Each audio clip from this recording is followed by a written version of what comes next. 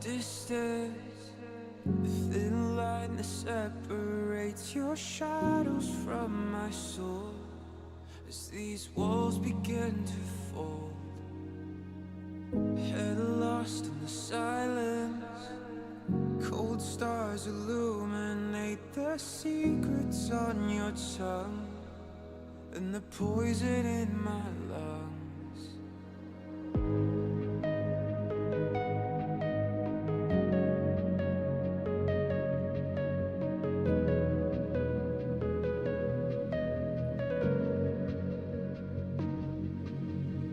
Every passage ends, a new road begins. The further I descend, your labyrinth.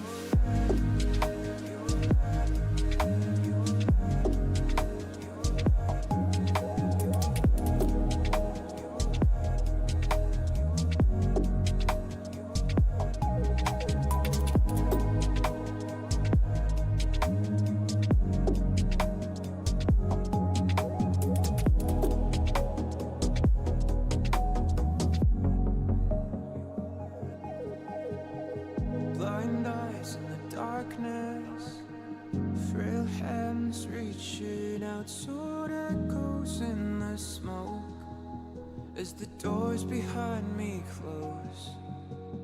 No cure for the madness, each turn tangled in the fear of losing sight of the slowly fading light.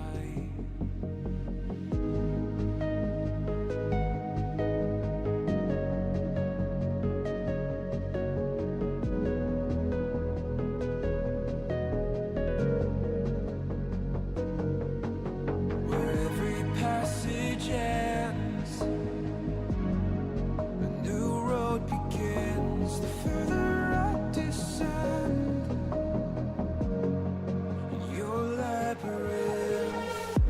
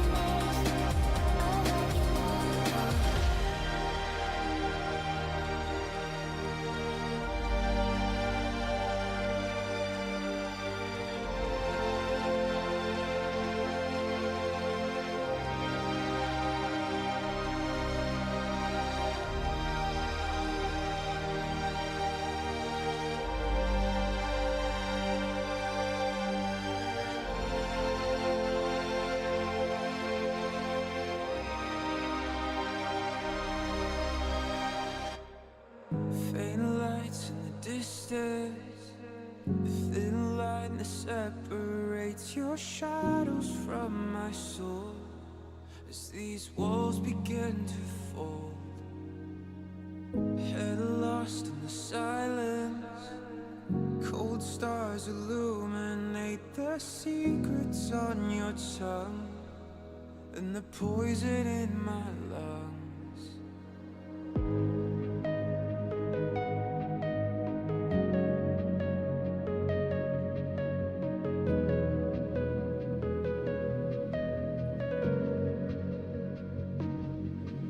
Where every passage ends, a new road begins. The further I descend, your labyrinth.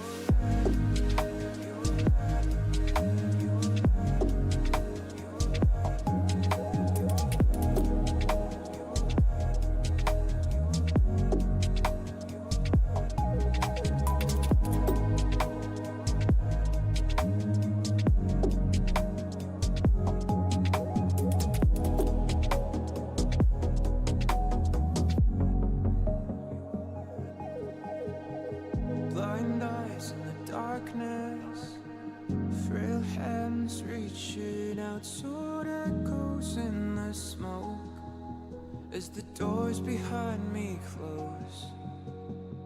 No cure for the madness, each turn tangled in the fear of losing sight of the slowly fading light.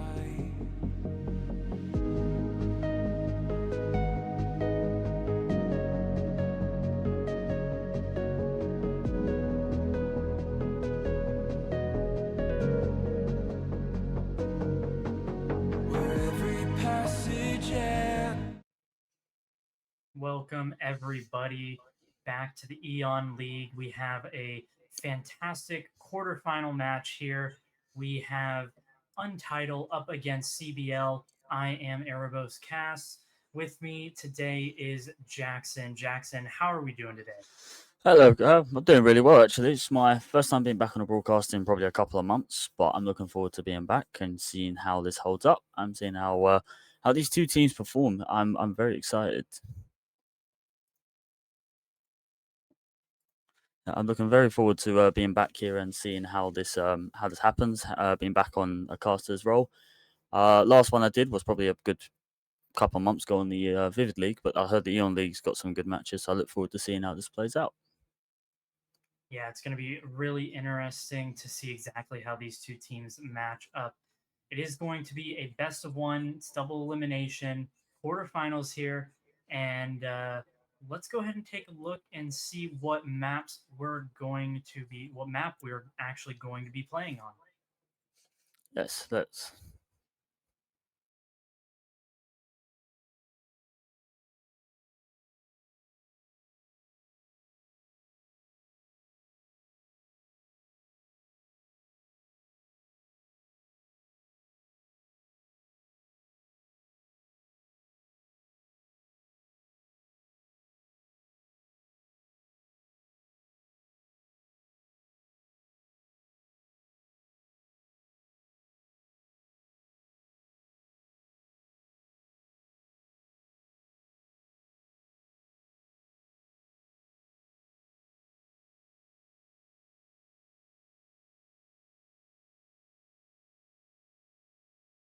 Think that this is going to shape up? Do you think that they have an advantage starting on the defense here, or do you think that it really could go either way?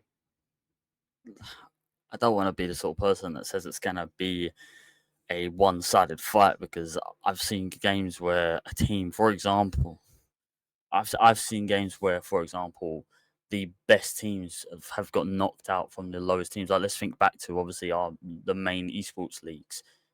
I remember seeing Fearix getting knocking out G2, and so to put in a league like this, it's very hard to say who will actually win and who won't win, especially the fact that these team results can be so up and down at times. Yeah, definitely. And I mean, it's going to be really interesting to see exactly how they shape up against each other, considering that Nighthaven Labs is a pretty even map relatively between the defense and the attack. It really just depends on how the teams decide to Yeah, but uh, innovate and work around the map.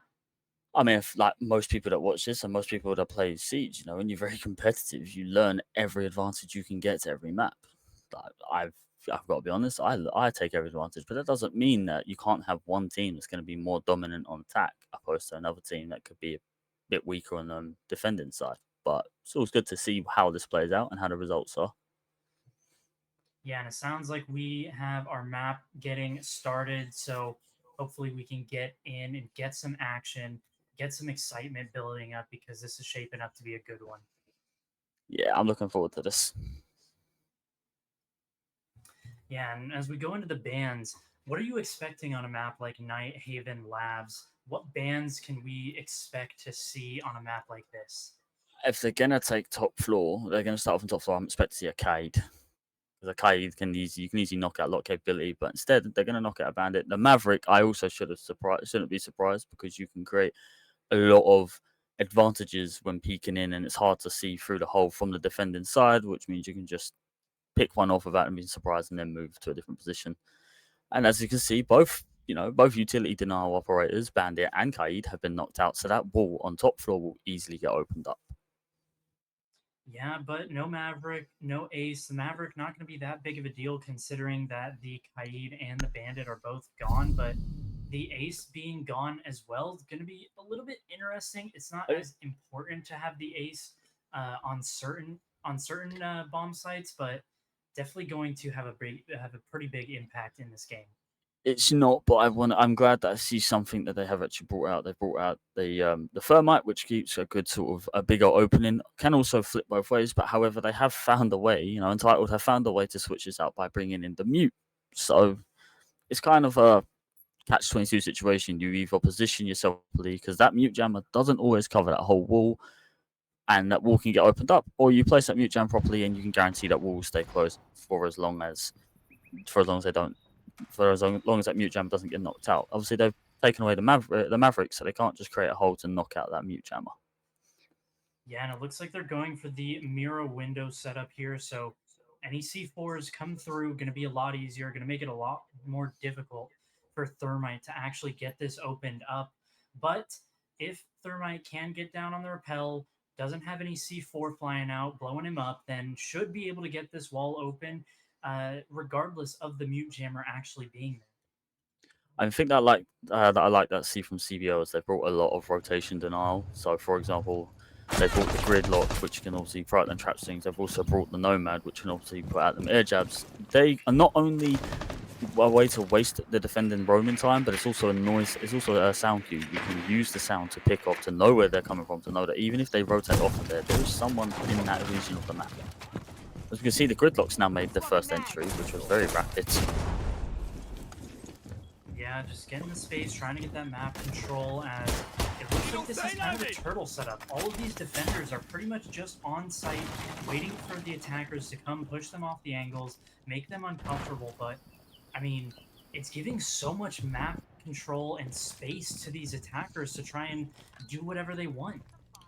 It's true, I agree, it is, but you can see games where they can give up so much, at least 90% of the control of the map, but the attacking team would then put themselves in a sandwich situation because they'd get overconfident because they've got so much map control so quickly. But I guess you could say in a way, like they let their guard down. I like this position from the mirror with the C4, but obviously she doesn't opt to throw it, which is very smart. Doesn't give away position because she's not known to be there. Yeah, I mean, you can't expect somebody to be playing that mirror window, but who that is, whether or not they have a C4 in hand, is to be determined. Two C4s have already been used by the side of Untitle, as the first kill is going to come through Sneak. Able to get that one up, as I'm not exactly sure where that happened with Shotgun, maybe not quite able to find a kill yet, but there was a kill traded as well as Katu going down.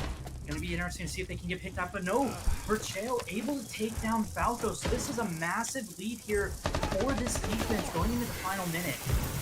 As we can see, that wall's been opened up, which usually takes away that mirror and that advantage to have a bit of a shell cover. Grimbees are going to go out to cover the flank, but then it still gets swung with a shotgun from the Legion. That ends up putting it into a massive advantage towards the defenders. Yeah, and the round being closed out, and it was just, I don't know if it was rushed, but the defense just felt so comfortable in those positions with the shotgun on the mute, with the secondary shotgun from the Legion, and they were just able to clean it up really easily. I feel like in that moment, the attacking side sort of panicked and they lost their footing, they lost their ground that they had. They had to sort of make up for the stumble that they created, and ultimately it caused them to just fall flat anyway. Yeah, exactly. And I mean, losing that opening kill pretty early on, not really being able to do exactly what you want. And we didn't really mention it too much, but the Valkyrie on the flank just seemed to make CBL so uncomfortable with just the knowledge that somebody could flank you at any point in time, and they just weren't able to get any footing on that bomb site. It's the fear in the back of the head, knowing that there's someone somewhere else in the map that can come up behind you, and if there's nothing or no one, that's there to sort of assist you in that flank or in that position, then it will play on your mental game. And ultimately, Siege is a mental-based game. You know, you play with your opponent's head, you get them off guard, you make them stumble, and then you make them do the mistakes that end up giving you an advantage. I like the scope process come out because it's given not only a roam capability but also a quick switch back to site, which is very smart for assistance on home ground. Jump does the run out because obviously doesn't find anyone, but doesn't realize that blitz is sitting right there. Yeah, and the Scopos being on that top floor means that they can just jump right back to site, like you mentioned, as this blitz is going to come in. No, he almost got away with it, as Meepy does manage to find that trade. And I mean, honestly, that's definitely worth it for the defense. You don't have to deal with that blitz, as the DQ is going to go down through the smoke. The spam not quite able to find anything, and the Thermite's going to get back out, as from the hatch, Stampy able to find that kill. There's a lot of weird letters in between these names, but that is fine because I believe they are Finnish, this Untitled team. So looking to make a stamp here on this map is CBL, as the defuse needs to get stuck here with 24 seconds left. They need to try and find something, but they need to try and get this space, this control. That's right. You know, I feel like they slipped up, but the trouble is CBO has yeah, okay, got the plant down, but they didn't actually do anything with it. They didn't capitalize off of that advantage that they had. So they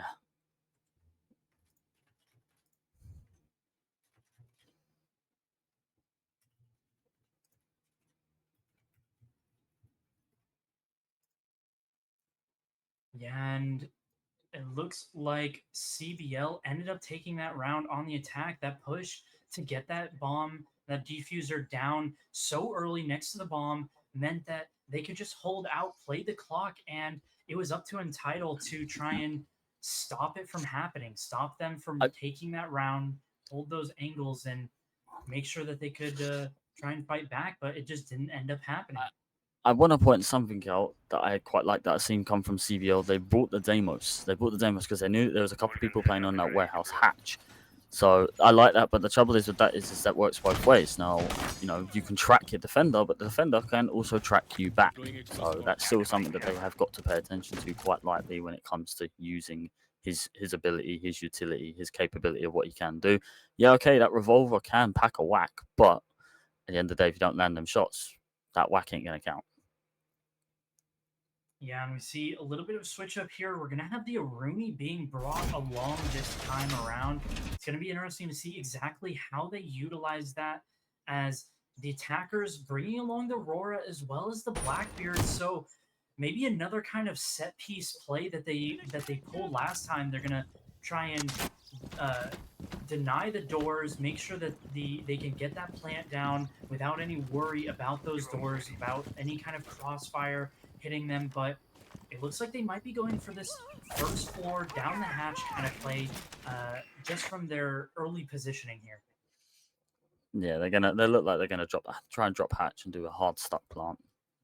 You see, they're joining through kitchen, which is they're using a good utility of their drones. You know, they've only really lost 2, but they've got 2 that's also been deployed, and the rest are still in pocket.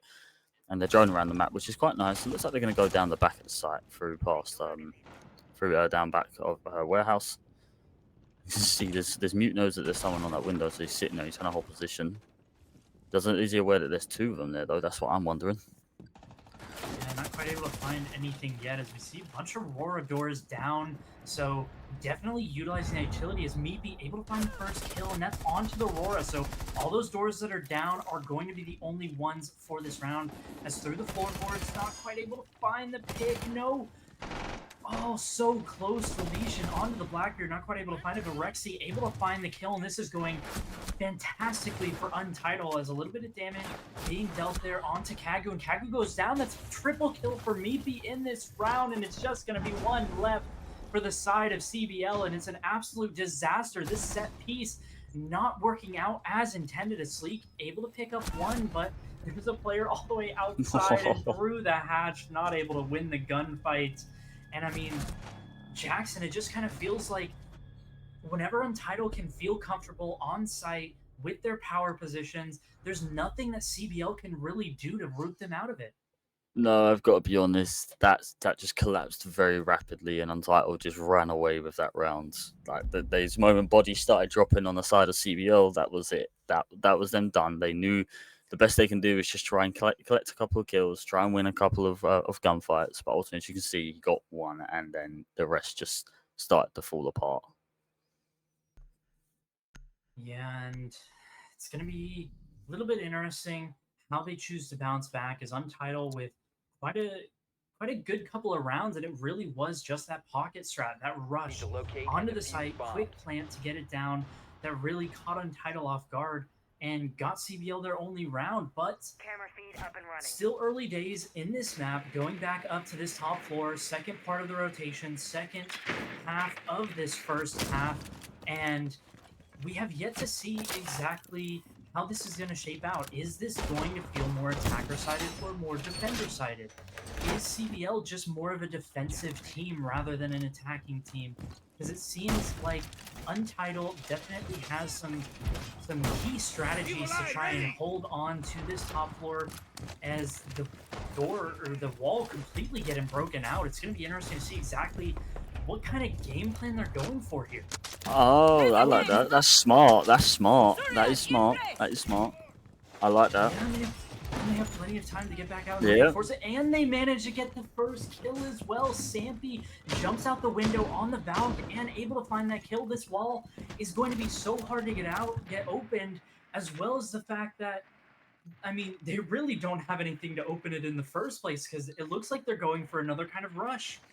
Yeah, I mean, I just noticed that they didn't bring anyone. They didn't bring at least an Hibana or even a hard breaching gadget just to try and open up a hole just to get through. They literally are just solely hoping on busting through that door, getting a pick, pushing their way through the top floor of the map, and then hopefully trying to win around that way. But sometimes rushing isn't always the best route, as proven from the 2v1 win towards 2v1 lead towards Untitled.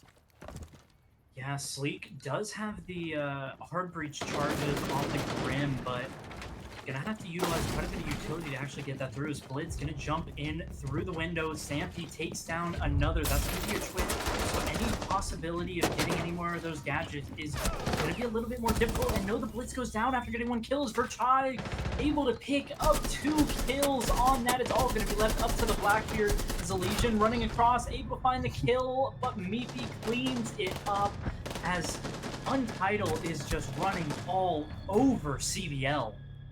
You can't be leaving a Blackbeard like that because all it takes is just for a swarm and then that's it. They're just going to get picked off one by one and it's never going to work.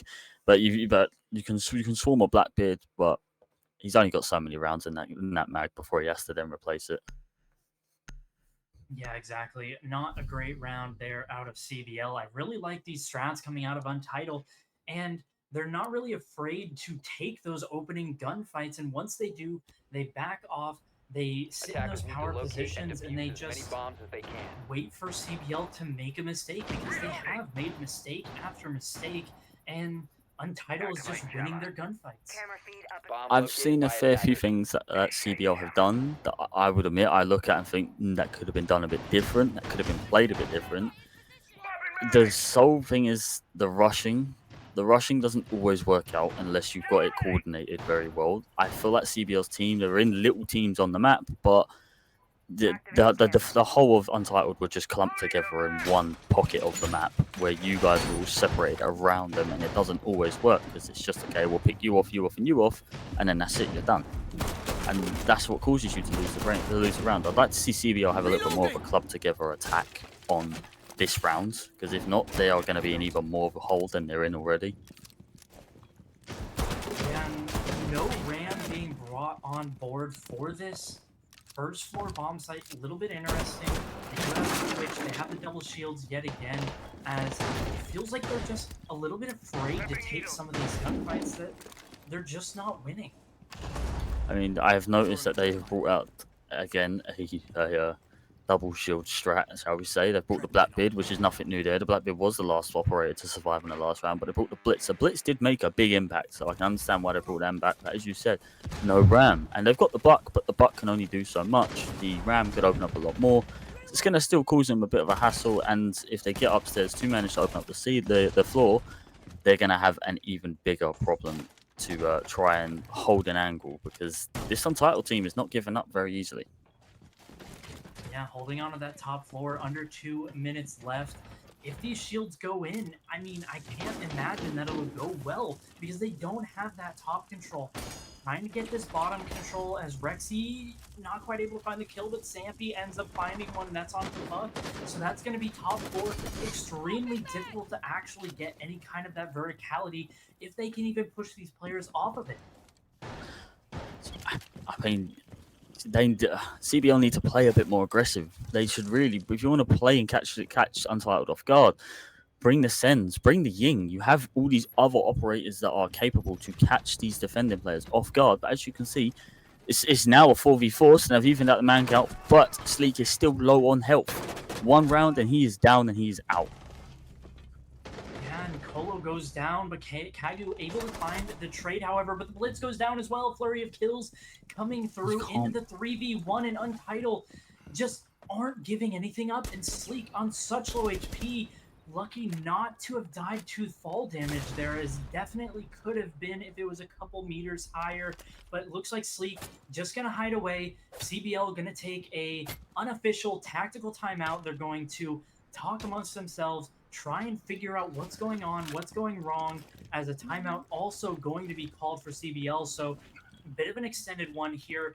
I mean, Jackson, what can they do? What has been going I wrong mean, here for the side of CBL? if I'm honest, as you can see, they've used 90% of their drones. They've only got 2 left. What information are they gathering to help prep a different approach to these objectives, where they're using all their drones? Like they've got 2 left, but they've used pretty much all of them. But they've Oh, got no how? information. They've got no information, no gathering from it. And as we can see, why would you swing that? I mean, Admiral, fair enough for swinging it to try and get the kill, to try and get one, but you should have known it's just not going to work in your favor.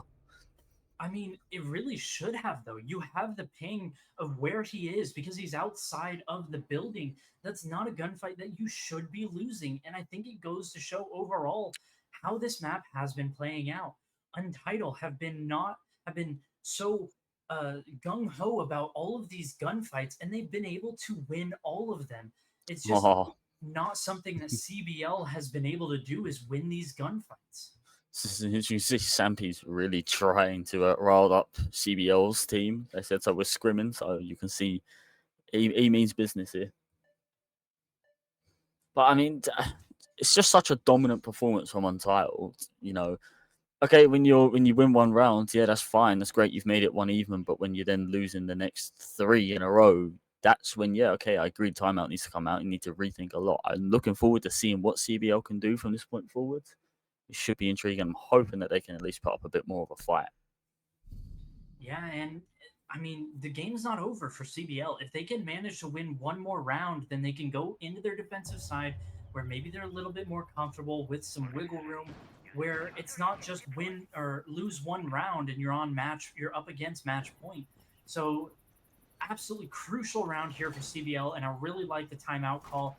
I wish that they would have called it just a little bit earlier, round earlier, but maybe going to that tertiary bomb site, they were like, okay, we should be able to win this round. It's not the favorite bomb site. It's not even the second favorite bomb site. So let's give it a chance before we call it and try something new. But it just didn't work. It was an absolute demolition of a round for Untitled, and I mean, they're looking to cruise on into the semifinals if they can win this. I want to say this. Look at CBL's lineup. You've got the Ram, you've got the Lion, you've got the Deimos, you've got the Grim, which is effectively 3 tracking operators, and you've got the Blackbeard for that front on assault. That CBL are looking to really try and win a round, which they need to, and they need to be desperate for it. But Untitled, again, they got the Scopos, which can use for good flanks. Then you got the Goyo to waste time, the Warden to block flashes, Legion for sound cues and for damage dealing, and obviously you got the Aruni to block off any pushes. They're looking to just shut down the site, lock it out, so no one can get in. Yeah, and I really like the Goyo being brought along because the one round that the CBL did manage to win was a rush plant. As gunfights coming through, the Rooney going down. No, not quite. Meppy able to find the kill on such low HP, and that's going to be your Grim down. So those Bs, that tracking, not going to come through here as the Blackbeard, not quite able to fight it as Stampy finds the kill. Sleek goes down as well, and this is just not the way you want to have the round go after the timeout. The Deimos able to find a kill onto Verchai, though, so at least a little bit of a pullback here. And the fact that 2 players on the side of Untitled are on such low HP, just 1 bullet from that revolver. But no, Stampy goes back to site as Falco able to take a kill, and the Legion goes down as well. So it is going to be back into a 2v2 as Stampy went back to site with the Scopos full health yet again. I mean, Falco played so well. He evened that out so well for the side of CBL. But however, he took a bit of a hit. But as you see, the Aruni's also low on health, so Mepes needs to really pick his positions properly and his shots. But wow, what a play by Falco. Yeah, really pulling it back here for the side of CBL.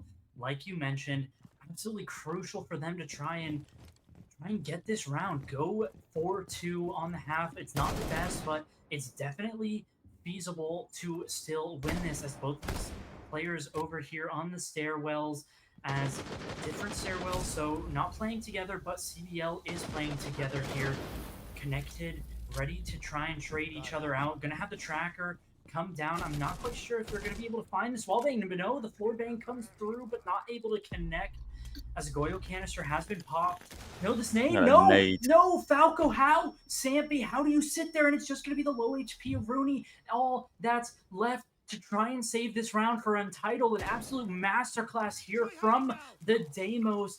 And this is the first time we've seen this Deimos being picked here for the side of CBL, as Meepy going to look for a swing here, might be able to find this, and does on the cross, but no, Falco with the ace, able to pick up the round, and Falco saving this map for the side of CBL. We're going into the second half 4-2. Oh wow, what a play. What a play. That was crazy. Bringing the Deimos, utilizing what he can do, it is absolutely immense. And that just saved their backside from being on a massive disadvantage. Now they only need 2 rounds. Are they going to be able to bring back these 2 rounds to be able to even it out? I look forward to seeing, especially after that round. Yeah, and as the side swap comes in, Jackson, what are we expecting to be different here as we get the same exact bans coming through in the first set? What are we expecting from Untitled, and what are we expecting from CBL? Are they going to be able to claw this back, or is it just not going to be their day? I'm expecting CBL to play a little bit more of a hardened defense. Bringing the Bandit and the Tabaro, and as well as the Mute, that's trying to keep that wall closed. Bringing the Fenrir to blind them, and obviously Disarmy for more cover. But as you can see, Untitled are meaning business as well, bringing the Sophia, the Grims for them Bees, the Deimos. I'm expecting to see a hard stuck defense, but I'm also expecting to see the attack to put up an even more of a fight because they want to hurry up and quickly close this down to move on to the semifinals. Yeah, and as nobody initially selected any kind of hard breach there, we're gonna have the we can Flores see. go. Yeah, we're gonna have the Flores go away and grab a thermite. So these zombie barricades going to be a little bit easier to stay up with the Flores being completely gone, but other than that, there wouldn't have been much other util for that Flores to actually gain control of. So it's going to be interesting to see where they're going to push, what kind of attack that's going to come through from the side of Untitled, and whether or not CBL can halt it, can manage to deny it, or will CBL just roll over and will Untitled just be able to clean this one up pretty easily? I'm hoping to see a bit more of a fight from CBL. As much as they're on the defending side, they still need to put up a bit of a fight. Otherwise, again, Untitled will just roll over. Untitled are probably expecting to push through this. As you can see, one side of the wall's already been closed, and it doesn't look like there's going to be a bandit placed on there. As much as the Tabaro canister goes out, there's still that wall's still going to get opened up. Yeah, but it does stall out quite a bit. Should be able to draw out a decent amount of time, and we see the effectiveness of the Sophia. We see why they brought it along. They want this wall open. They don't care if you're going to bring a bandit. It's not going to matter to them. No, it does not. And as we can see, though, you've got the bandit that's also playing on the other side of the wall. He's going to jump through, see if there's anyone there. He's going to barricade it, probably do his best to keep it closed. That would be the best idea. As you see, yeah, the battery's going down. It's still a 5v5. 2 minutes have just gone on the clock, so I'm looking forward to seeing CBL need to just play how they're playing, but Untitled need to make a bit of a push because they're going to run out of time. That clock might still have just under 2 minutes, but that will deteriorate quickly. That wall is open, however. And able to get through, get rid of one of those F-Nauts, but no, the C4 is fantastic, but it is traded by Meepy. Meepy looking to swing this. There's a player extremely close on this doorway. If Meepy oversteps, might just give an advantage here, but no, Verchai able to take down Katu. That's going to be the Fenrir gone, so all of those F-Nauts are going to just be in place. And the kill from Verchai, able to take down Falco as well. Meepy finds one, and it's just a flurry of kills. All fall as Untitled able to pick up the round in near flawless fashion. Untitled really do play quite an interesting game, especially in that round just then. They literally waited until the last possible moment to then make an execute push. I granted they wait to the last moment, but what I say is it's the safety timer. You wait till the last moment to push, but you still have the time in case something falls bad. But they did that, and it works in their favor clearly because they pulled back that. Well, they pulled in that round. Yeah, fantastic round there from Untitled, and I'd really like to see CBL play a little bit more aggressive, get in the face of Untitled, because Untitled was able to gain all the map control they wanted. They gained all the power positions to try and push onto that site. They pinched, they maneuvered, and it just all fell in the way of gunfights where nobody was shooting back from the side of CBL. There were just too many angles for CBL to be worried about, and we see a little bit of a different kind of composition coming out of CBL. We see the Mute being brought on, which was their last round, but the Legion is going to join them as Legion, going to be playing a little bit more aggressive, hopefully, try and cause a little bit of chaos, maybe deny this window from the side of the attackers and make it a little bit more difficult, a little bit longer to actually get that wall open. Yeah, I mean, CBL need to keep that wall close as long as they can. As you see, yeah, they brought them the operators necessary to do so. It's just whether they're gonna actually put the work in and the motion in to keep it closed. They've also got to bear in mind of the other wall that they can also get through, as they did last time. But you see, the Demos is putting out a track on top of the Legion, Katsu. So I'm gonna see how that plays. That could just be to get a notification, but Katsu goes down anyway from the Grim. But the Grim gets taken out from above from the hatch as well. What a formidable play from the Bandit. Yeah, and Falco able to get the trade there as well. So still going to be an advantage here for the side of CBL. And this is exactly what I was talking about. More aggression, making it uncomfortable for Untitled to actually get inside this map and gain this map control. Gain that wall control as the shots coming down as Rexy on such low HP. And CBL doing a fantastic job here, but Meepy goes and gets himself a kill. Meepy from this position is doing so fantastically. Last round, saw the same thing, able to find some kills over here and put pressure onto this defense in a position that you really shouldn't be allowed to gain the control of on the attack. So yeah, no, I've got to be honest. He shouldn't be getting this many kills on this position. I love how those CBL are playing the vertical. I love how they're playing using the floors and the holes to their advantage. Like self-made floors, perfect. Use it against the attackers. Give yourself every advantage you can, especially when you're in a 5-2 situation where you're on the losing sides. A down for a down. There goes Nate. Yeah. The nade able to clean up the kill, but Azuri has to get picked up here. A minute left on the clock, but no, Azuri ends up getting finished as Kagu able to find that. And no, the C4, wrong timing as you take so much damage. And Meepy yet again able to find these kills is absolutely incredible as the C4 gonna come out, but no, the swing is Meepy able to pick up the headshot kill with the pistol. And Untitled is just laughing their way to victory here. One more round is all that it's going to take as they find themselves on match point. I'm sorry, Untitled should not have won that. Every advantage was in CBL's favor. Untitled should not have won that round, but somehow they just pull an absolute miracle banger out of nowhere, and they make it work in their favor. Yeah, it looks like we're going to be going down to this basement, the castle, the smoke, the Scopos as well being brought along. Smoke to make sure that they can't get rushed on like they did in that first half. It's going to be interesting to see exactly how this plays out. We see the Ram, we see the Buck. This one surely is all about that vertical control. Untitled are looking to now just shut this down entirely. They are looking to just completely shut this whole thing down. They've brought every tool that they need. They're bringing the operators that is required to just win this round. They're on match point. They're like, right, we've proved our point. Let's win this now. Yeah, exactly. As Untitled look so strong here on this map, goes to show why it got this far in their map ban selection.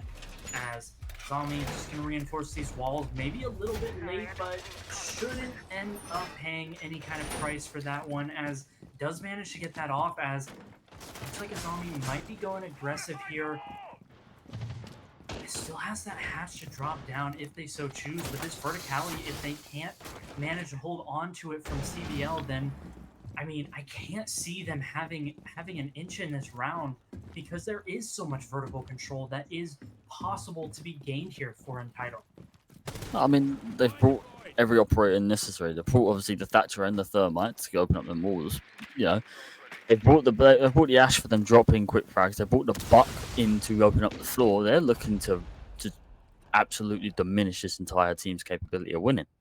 You know, there's a 6-2 league. They're a match point. They've got nothing reason to hold back. And see their first engagement, no damage being dealt, but it's still the pressure that's being applied. Yeah, Scopos being forced back. Gonna take a peek through this window. Not quite able to find the kill, but Sleek, though, able to take down the Thermite. That's absolutely massive.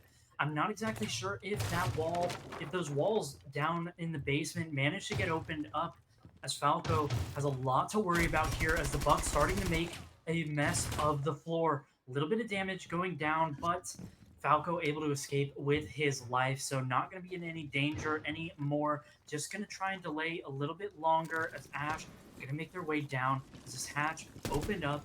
Might just end up being a hatch drop here for the side of Untitle. Yeah, it might very well be, but Chubbs has been dropped that hatch. There's still so many angles that you can get picked off from, especially if that wall next to that doorway has not been reinforced. You can obviously use it to hold them. Yeah, drones going fast and furious, trying to make sure that they can't get flanked. Don't want to have to worry about any more members being on this top floor, flanking them on the first floor, because this verticality that they made could come back to bite them in the butt if they don't manage to hold on to it. It's the same reason why they held on to it so fiercely when they were on the defense, on the verticality, when they were playing on that first floor. As we see the Scopos on the stairs, going to be on this flank towards this first floor. Might be able to catch somebody out. I'm not entirely sure if the drone managed to spot them. And no, it didn't. Able to find the kill, and that's going to be two-man advantage. Has another gunfight up their sleeve, and Okatu ends up taking that one down as Rachai goes down. It's just going to be left up to the Rora and the Thatcher, as this Rora door proving absolutely crucial, as it can't be opened up just yet. As it does get opened up, as Colo able to find a double kill there in the end, and a flawless round coming through for the side of CBL, and that flank proved crucial in that round. I just want to say they had all intentions to do vertical pushes, but then it's like I've noticed one player falls, the entire team collapses. It's a domino effect. One goes down, the rest go down, and it's a method that CBL need to sort of prevent. They need to have better people watching flank. They need to have better people blocking off all forms of rotation. Bring a nomad. Bring claymores. Even something as simple as a claymore. Just bring them. Bring something to stop these roamers from hitting you from behind, and you're getting punished for it. Yeah, exactly. And with so many stairs being a possibility of flanks, Gridlock might be pretty nice to bring along if they do end up losing this round, but we are going up to this second floor, so shouldn't really have to worry about the flank too much in certain positions, but as long as they're careful, methodical, then I mean, they won this round, this bomb site twice already with nice methodical pincing play, as well as the clutch that ended up coming through from the thermite, from Meathy. And I really want to see CBL hold on to that side of the map a little bit better with a shotgun or something like that, with the mute holding over towards that end of the map and not giving Meathy that comfortability of that doorway so easily. I've got to be honest. Meepy's having a very good game. But I do feel like that they need to, as you said, bring a shotgun. The mute's got a shotgun, and anything that they can use for any close range fight, you can literally swing, pop, come back, and you know that you've then got what you needed to do. You've done what you needed to do. But they've brought a Monty, which is going to put even more of a challenge. It looks like that they're going to do the back shield plant. Meepy's going to open up that sidewall, which is going to obviously create more pressure. The Tabaru does throw out a canister to prevent it, but it only prevents it for an X amount of time. But it does use it as a good utility to waste time. Yeah, and CBL already forced to reinforce that wall, so they're giving up this position so early, and we see Blackbeard already in this spot in server room and should be able to force these players off, make them uncomfortable, and this has been the point of attack that has been so devastating for the side of Untitle, and it just ruined CBL's rounds and chances of holding this site every time. CBL, I've noticed, has given up a lot of map control very quickly into their rounds. And I feel like if maybe they just took a moment to not give up as much control, they could probably actually hold out a longer. The Blackbeard, however, punishes a member on CBO, as proven, and then so does the Tabaro go down, and this team's just falling apart one by one. Yeah, and the blitz going in, gonna blind 2, and the kills come through, and Untitled just laughing their way to victory. As I mean, that was just a shellacking, and Untitled looked extremely strong. That was probably one of the quickest event matches I've ever seen in my life. I've seen so many games that fall apart so quick, but to get 7-3 in a dire need map is very, very surprising. To get 7-3 that quickly and just having your opponent dominate is got to be appalling. That I hope that they go back and think. I really hope they go back and think about everything. Yeah, and it's going to be interesting to see. We will not be saying goodbye yet to the side of CBL. It is double elimination, so I believe they will be going down to the lower bracket here. But Untitled moving on to the upper semifinals, definitely putting on a good showing, and they definitely want to stamp their mark on this tournament and try and go as deep as they can. But that's going to be it for this match. Still going to have another quarterfinal on in just a bit. So don't go anywhere. We will be right back as soon as we can.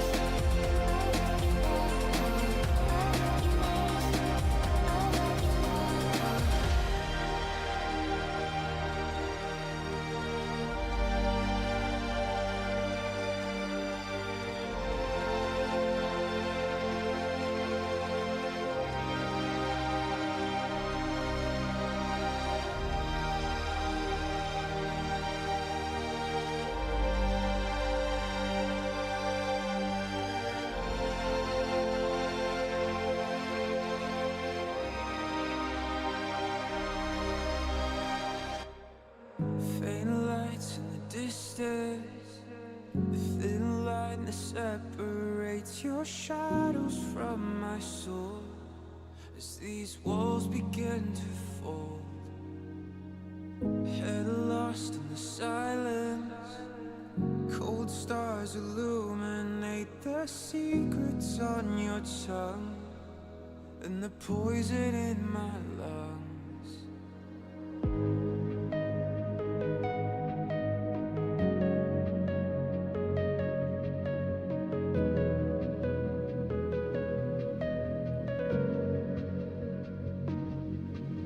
Where every passage ends, a new road begins. The further I descend, your labyrinth.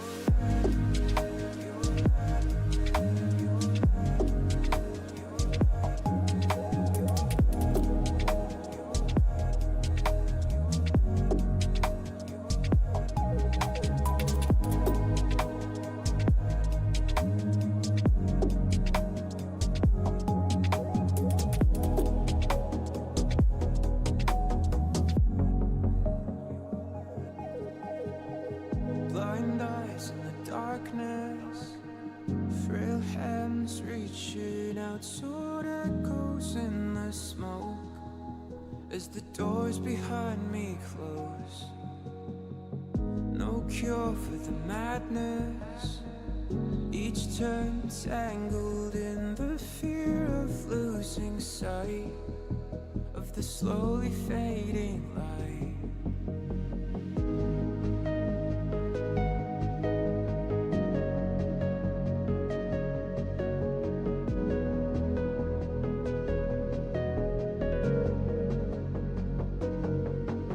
Where every passage ends, a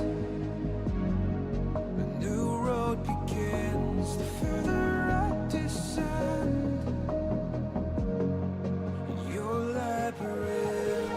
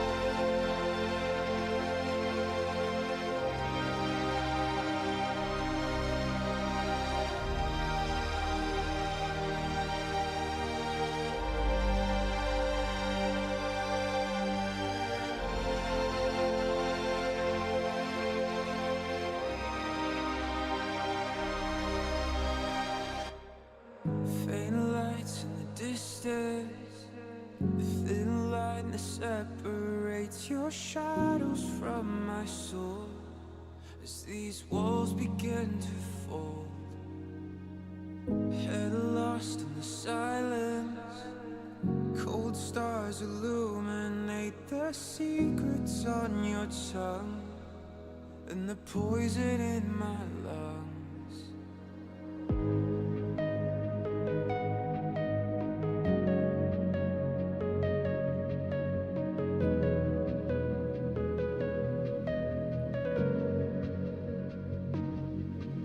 Where every passage ends, a new road begins. The further I descend, your labyrinth.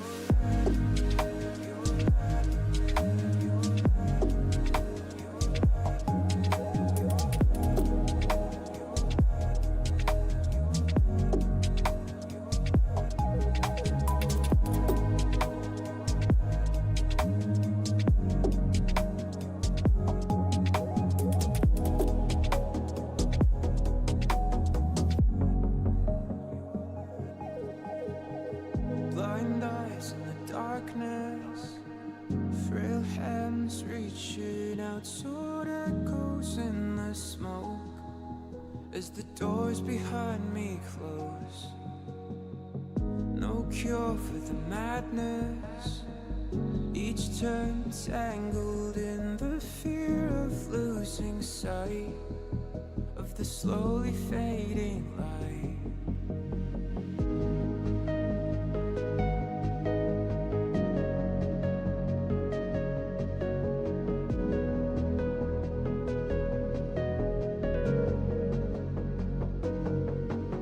Where every passage ends, a new road begins. The further I descend, your labyrinth.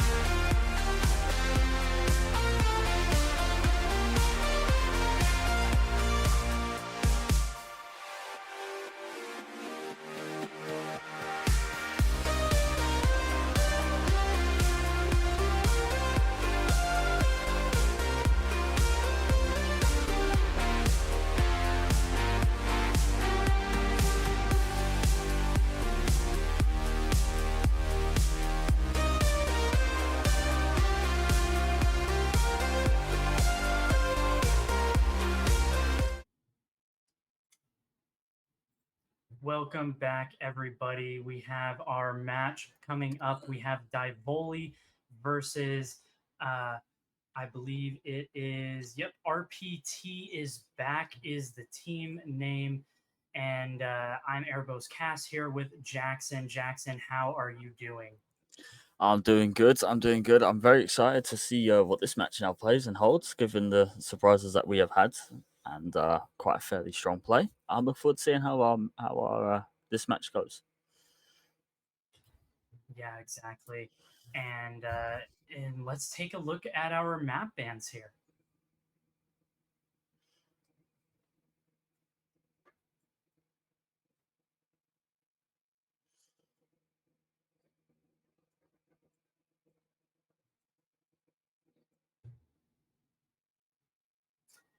And it looks like we're going to be playing on Night Haven Labs yet again. Jackson, are you excited? Oh, I'm thrilled. I'm really excited to see how this goes. Yeah, I don't really. I'm lost for words on how excited I am. Yeah, it's definitely going to be interesting to see. Divoli absolutely loves this map, so definitely expecting them to do well.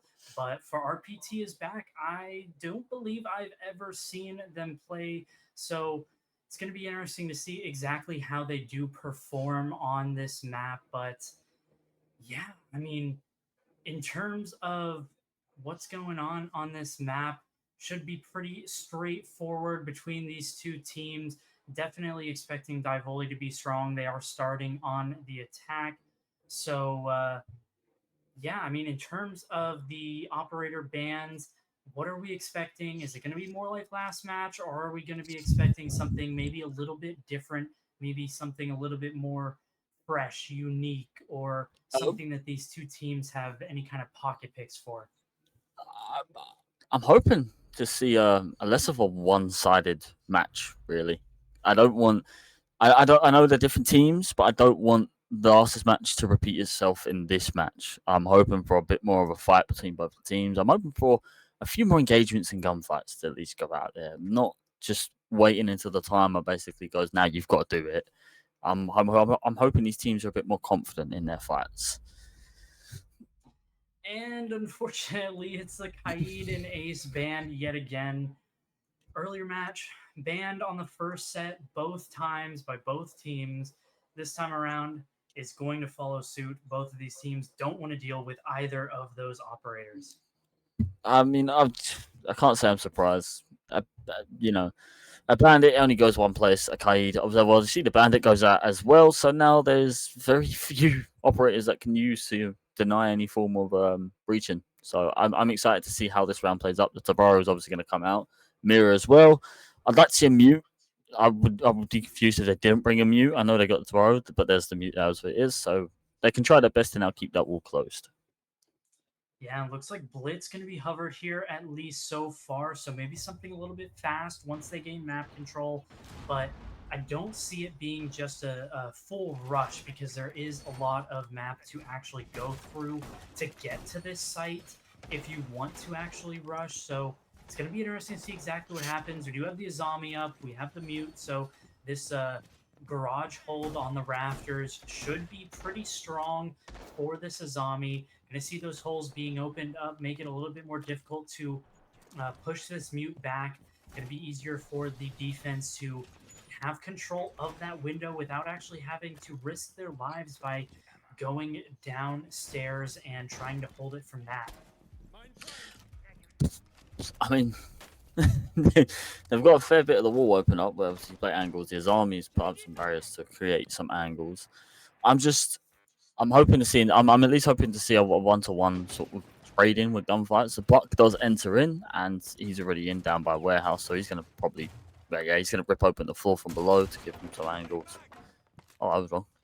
I was really wrong. Yeah, Allred definitely a really aggressive player.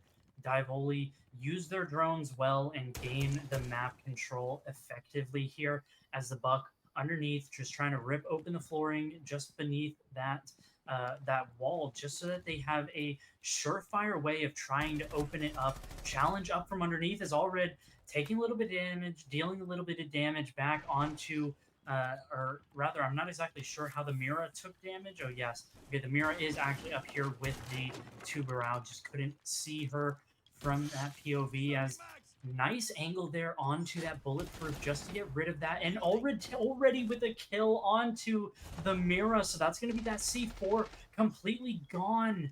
And it means that that wall is a lot easier to open up because you can't place that window on the wall. I just can't believe that. Just straight up, boom, done. That's it. And it puts them at at 5v4. The no man's going in, putting an air jab on that window to stop any swings. Still got that Buck playing below as well. They need to deal with these players that are playing below. One player, sweeter player, goes on the swing onto the breach. The striker gets taken out from the Azami. He's playing a good angle on this balcony, I will be honest, using the Kiva covers as well as a lot. But it's also getting pushed now by the Blitz, so this should be fun to how it plays out. This is the Habana that clutches up too. Oh my god. Devils going insane. They're able to find the kills, and we did see the air jab go down onto that wall to push the Azami back. A really good job here from Diavoli to gain this map control. Devils goes for a triple kill on the round, and Scyther cleans up the last one. An absolute masterclass on how to attack this bomb site from the side of Diavoli. I just, again, they forced their way into sight, and they forced their way in, and it worked out for them because they mopped up the last remaining defenders that they had to just win that round. That's the aggressive play that needs to be applied in some situations. I will be honest, that could have still gone really bad.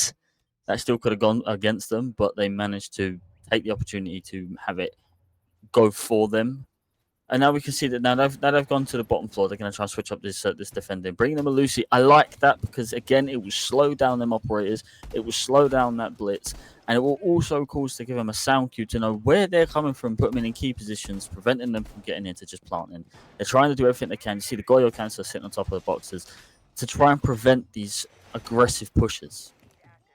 Yeah, a little bit interesting. Not bringing along the Mira this time around, as there are quite a few ways of actually dealing with the Mira windows on this bomb site if you can get that wall open, which shouldn't be too difficult if the attackers opt into it. But we see the sledge, we see the buck, we don't see any hard breachers. We also see the ram, so this should just be a full top-down conversion here from the side of Divoli, and it's going to be interesting to see how it plays out. And Jackson, how do you think RPT is going to be able to deal with this? Do you think they're going to be able to hold on to that control, or do you think they're just going to get ripped apart by so much verticality? Well, you see, as you notice, there's a fair few roamers that are on play right now that are holding up the top floor. So they're going to try and prevent this vertical play. But you don't want to take too many roamers up top and then leaving your actual hard defending site, like on site, to be exposed to just being shut down. Because you do that, then they're just going to do one thing. As you can see, the mute's already gone down. It's put them in a 4v5, and now they have really got to make a harsh decision on what to do. It looks like, from what I can see, that Malusi is the only one on the site, which then leaves him at a massive advantage of, they take that Malusi out, the attackers can just swamp on in, plant the diffuser, and go again. No problem, no hassle, nothing. Yeah, and I think that kill came from the sledge from top down, as another kill comes through. Allred as well picking up the kill, and RPT are just falling to pieces. This roam is not working out. They're not working together to try and hold this down, and this top floor down to the first floor is proving absolutely just lethal from the side of Divoli. Yeah, again, it's a 3v5.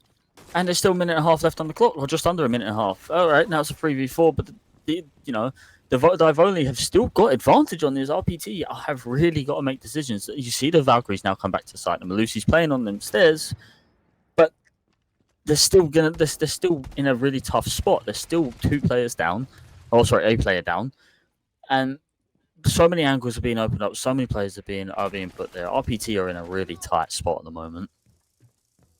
Yeah, and this basement execute starting to come through. Nade just to be able to push through, clear anybody off of that angle, as Marat has on the rim. Just want to point out, oh no, never mind. That's my bad. I realized it was a Grim. That was my fault. I thought one of the defenders got misdroned. I was gonna say, did he just get misdroned? I realized, nope, that was wrong. Yeah, and the man count has been even up by SM Keen through the hatch there, so a little bit more difficult here for Divoli as they've slowed things down so much. So much this floor has been opened up, but these defenders, they are in fairly comfortable positions. The smoke canisters, the bees trading blows here as SM Keen with a triple kill, but goes down. So it is going to be even out. No Anarchic able to take down Maratz. It's all going to be left up to the sledge of Scyther to pick up these final 2 kills, and it's not going to happen as Anarchic with the shotgun able to shut down the sledge, and what looked like a surefire Divoli round just completely fell apart when it came down to the execution. I just want to say, at least in my opinion, Divoli fell apart the moment the ram came off of the vertical. Because the moment you do that, you relieve that top floor pressure, and then you allow your defenders, in this case RPT, to do more with their sights. If they didn't come off of the vertical, then they could have handled more situations, better fights, and it wouldn't have been such a, shall we say, a run over from them last 30 seconds of the round. Yeah, it was a really good job from RPT to just kind of back off, hunker down on site, and just make it extremely difficult to actually make their way, for Divoli to make their way onto the site and make that execute happen, and just really just kind of fell apart there at the end. Yeah, I feel like they did. I feel like they did fall apart. I mean, the Fenrir is quite nice because you can apply that pressure and that notification as to where they are. It's very well played. The Goyo is also quite handy, but they're also going to bring in a buck and the buck and the Grim, and they've got the striker, and they brought back the Blitz, and they've brought Hardbreacher of the Hibana. They've got a good attacking lineup here, but the defending team are showing that fight will come back to them. Yeah, Mira being brought along again. Not going to see the Twitch or anything like that to actually deal with these mirror windows or the Fenrir gadgets, as well as the Goyo canisters. There's so many things that could have been destroyed if they had just brought the Twitch along yet again, but it's going to be a little bit of a different kind of attack here this time around, bringing the Hibana instead of that Thermite. So trying to have a little bit more diversity and opening up these mirror windows maybe with the Hibana rather than something like the Thermite. See, the nice thing about Hibana is you can open up mirrors, hatches, walls at pretty much anything that needs to be opened up. You can do from a safe distance without getting slammed, without getting hit. The Buck's obviously playing from below, and he's getting challenged, but so far he's the one that's come worse off. Yeah, did manage to find that kill, however, as Allred able to find another kill as well. Allred is so strong on this Buck with this vertical play here, and it's just, it all is going to come back to, can Divoli capitalize on this advantage they have when it comes down to the execute? Because last round we saw they weren't able to actually make it happen. So this round, they need to make sure that they don't falter, that they make sure that they get the advantage and keep it and win the round with it. Yeah, I'm hoping they do. You know, they're 2 players up, but they still need to get in. And they've got the blitz, but they still need to get in to get the diffuser down or kill off the rest of RPT. Otherwise, RPT have just got to sit and hold. But you see the Hibana swings and takes out the Azami, and that's it. That puts them in a 2v4 situation, 2v5 situation. The Blitz sees someone, but it's a mop-up. No. Oh, no. How did they go from a 2v5 to now 2v3? And that's it. Oh, my dear Lord, I've only win that round, and RPT just collapse right as they needed to just stay put. Yeah, and it just came down to fantastic vertical play. Yes, you lose the Blitz on maybe a little bit of an overzealous peak, but the Hibana actually swinging in to kill the Azami when the Azami wasn't even expecting it, wasn't looking whatsoever. As we see a Valk ban, we see a Blitz ban. Both of these operators were key staples in these first 3 rounds for both of these teams. So going to be a little bit different for Divoli. Not going to have that Blitz to lean on, but they do keep the Thermite and the Hibana on the board. So still going to have plenty of options in terms of hard breach to actually win this out, as it looks like the for the side of RPT, they are going to be going back to that top floor, and this top floor has not worked out at all for them. No, it has not. It has not. But again, they've brought in a fairly similar lineup to what they had before. You know, they brought the mute, which they're going to design to keep that wall closed. The Malusi to stop aggressive pushes, Fenrir to blind them, and well, the mirror is we know what mirror is used for. That really aggressive and pop up the defending side. Yeah, but I mean, you got to do more than just rely on this wall being closed. The mute jammer is not going to keep it closed for very long because you can place that thermite charge on the top of the wall, or even use the Hibana pellets on the top of the wall, throw in a nade over top, use that verticality to try and get that wall open. So I'd like to see RPT be a little bit more aggressive, be a little bit more in the face of Divoli, because what they've been trying with the walls, with the Mira, has not been working because, I mean, Allred on the Buck has just torn them apart each and every single time. I mean, they have the hatch open. They have a flanking capability. There's the aggressive play. Down goes the Buck, which let's be honest, has played a very formidable moment in this match. But the mute also goes down as well. Again, who that Monty? It's just at the moment so far it's a trade for trade. It's 1-for-1, but that still doesn't mean that this round isn't going to go in either team's favor. Yeah, Taz making that really, really long wraparound to try and flank them. They have E-Box control. They have this entire side of the map to play around. And it's just kind of this garage area that has really torn them to shreds. Scyther able to pick up another kill as well as trades going back and forth. Taz on the flank, able to prove lethal on that. It's going to be a 2v2. It's up to left to the Striker as well as the Monty. The Monty can prove crucial in this round if they can try and get this plant down. But no, the kills come fast. I don't know if they didn't have the diffuser or what, but they didn't need to swing that. That Monty, if I as I said, I don't know if he had. I think the Monty had the diffuser, which means I think all we had to do was just plant in the corner at sight, and he just had to stick it. But what were they? What were Dive only doing? They were dancing with one defender on site. They needed to make a play. They needed to push him, but they just exposed themselves too easily. Yeah, but I mean, a really, really nice adaptation there out of RPT. They got aggressive. They didn't let them gain control of that first floor to shoot up from underneath, to disrupt, to get rid of all that utility.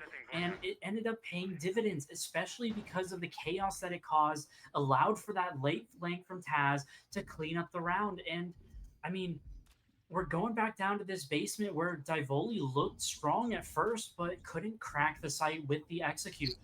Jackson, what are they going to have to do differently here to actually make this execute work and pop off to actually secure the round?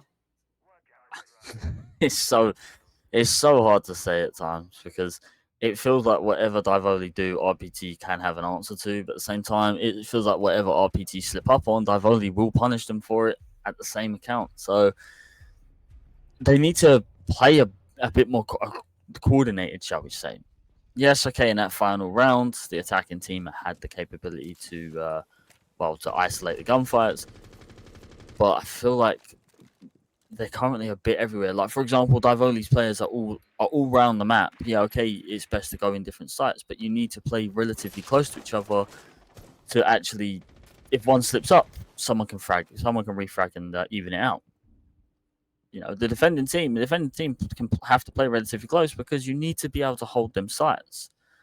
As we see, look, Divoli are in. They are in the site. They're not inside. Sorry, they're in by warehouse balcony. They're not. They're making their way. They're watching all angles. C4 is going to go out. Does not connect with the sledge, but the sledge is just ripping open that floor.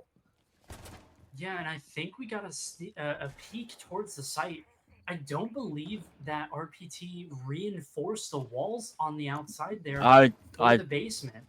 I thought I didn't see that. I was a bit confused. I wasn't sure if I saw a different angle, but no, I'm pretty sure I saw that as well. Yeah, so if Divoli choose to, they can just use that sledge, use that buck, and open up that wall, and might just actually catch RPT off guard, maybe with something a little bit quicker after causing a little bit of confusion around the map as a really nice drone here to spot out this player in the corner there. As it looks like the drops are going to come through. They're done with that top floor. They want to move down onto this first floor, open up the flooring, as well as push down these stairs, maybe the hatches, and try to get towards this site to get ready for this execute. With just about a minute 15 left, should be a pretty hectic and chaotic last minute in this round. I'm waiting for it. It's oh wow, it's 4v5 now as that mirror does actually take out that twitch. That's going to prevent the mirrors actually being opened up if they're not done already. But that's an opening pick, and then it goes down again to 5v3. So this mirror is putting in the work. Like, oh no, sorry, it's not even mirror. I realize it's Goyo. This Goyo is actually putting in the work, and I'm surprised at how quick Divoni's attack is just crumbling, shall we say. That they spent so much time trying to surround the objective with the Goyo just picking two of them off. Now they're in a tougher situation than they were before. They got the Echo, great. Then Yokais are going to be useless, so if you can get in and plant, they have to take on a full-on push, but they've evened it out now with a 3v3. Yeah, and the Goyo up on the top floor, this flank, I really, really like what RPT is bringing to the table here. They're being more aggressive as Taz able to find the kill on a side there. This diffuser going to start to go down, not quite yet, but Murat's able to find the kill. It's down into a 2v2, but no, the hatch drop, able to find the planter as this player is just going to hide, and the round goes to the defenders as RPT do a fantastic job of just slowing everything down and making it as tough as possible for Divoli to manage to secure it. That was a perfectly good example of playing the time, not the kill. I am very happy that I saw that, because that could, if we would have taken for him to misjudge that jump and that swing, and then that would have been a much different result. So well done to him.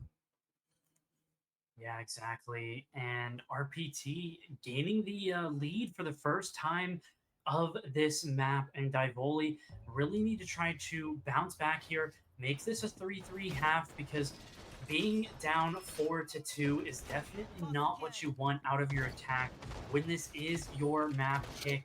As I mean, Divoli just needed to do a better job of handling these flanks, handling this aggression that's coming out of RPT, because they haven't backed down. They've said, you guys have done pretty well here so far, but we're not going to back down. We're going to still continue to take these gunfights. We know we're the better team, and we're going to prove it by taking the fights. Ultimately, it's more confidence, you know.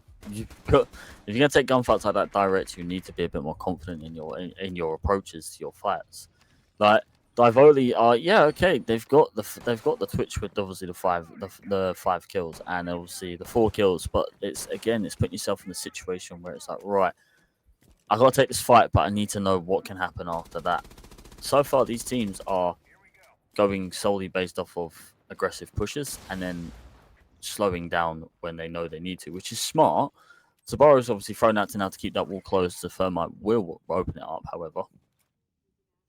Yeah, eventually that wall will be opened up, but it is going to take a while. It looks like I'm not exactly sure why that thermite charge didn't actually go off.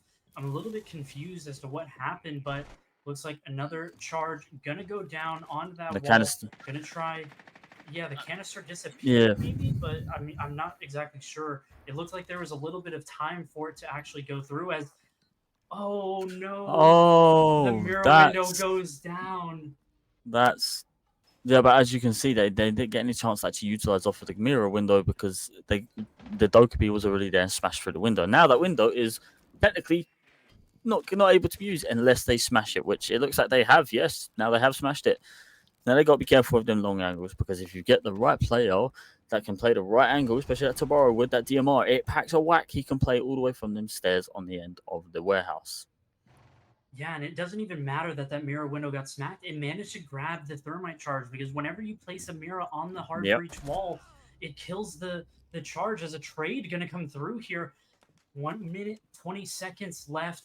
Definitely going to be favoring the defense here, as Divoli seemed to have just stalled out like drastically, as the warden downstairs on the first floor able to get another trade. That's 2 trades in the first round, as I mean, how often do you see that two trades in a single round as Anarchic with a beautiful C4 able to pick up a kill on a Devils?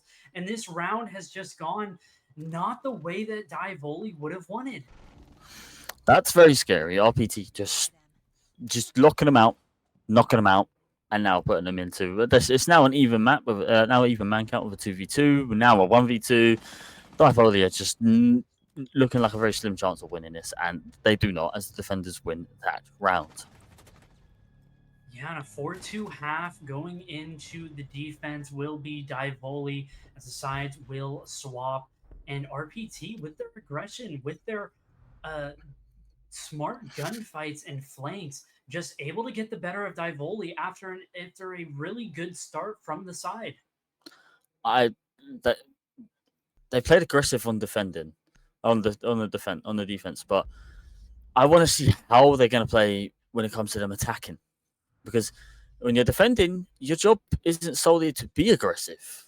On attacking, your job is to be aggressive, is to get up in the enemy's face, is to get up in your other team and your opponents, make them make a harsh rush decision that can ultimately be punished. I would love to see how RPT are going to play on their defending sides and what they're going to bring, or RPT, sorry, on their attacking sides. Divoli, this gives them a chance to pull back 2 rounds because again they've just got a hold.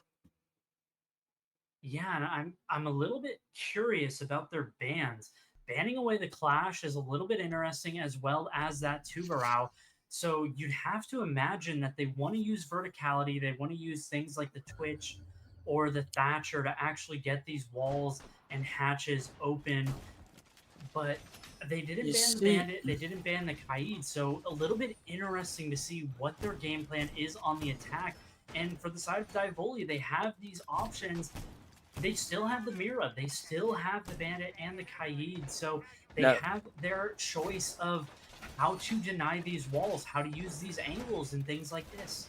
now this is the part that confuses me. The Clash band, yes, understandable. Clash's rework. You play her right, she can be a very dangerous operator to play against. But the bit that confuses me is they didn't bring in IQ, so you could say they're going to play underneath and get the bandit batteries, but they didn't bring an IQ to do that. Now, okay, it's not hard to predict where them bandit batteries are going to be, but I'm confused. They didn't bring anything or anyone to identify where any of them potential batteries are going to be, so they couldn't exactly get them from below. I don't see no, I don't even see any impact EMPs unless they're going to try and get a grenade to go up and through to take out their batteries. I can't see this working out or how they're going to even get that wall open. Yeah, well, they do have the Maverick, so they're going to do the Maverick glass trick with the smoke on the wall, and it's going to pay dividends. We've seen this so often with content creators going for something a little bit cheeky, a little bit funny, as the Warden is there on the other side. So Glass definitely has to be careful here not to get picked back by this Warden.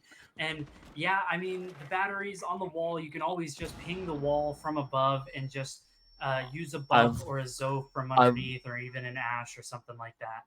I want to point this out. Not only were they doing that, but Maverick was also so with the trick of you hit the reinforcement from the top or the bottom, it breaks the reinforcement, turns into a soft wall. I don't know if he succeeded in doing it, but it looked like that's what he's doing because when that glass was pushing, I saw the Maverick doing the top of the wall. So I don't know if he's trying to do that to soften it up or what.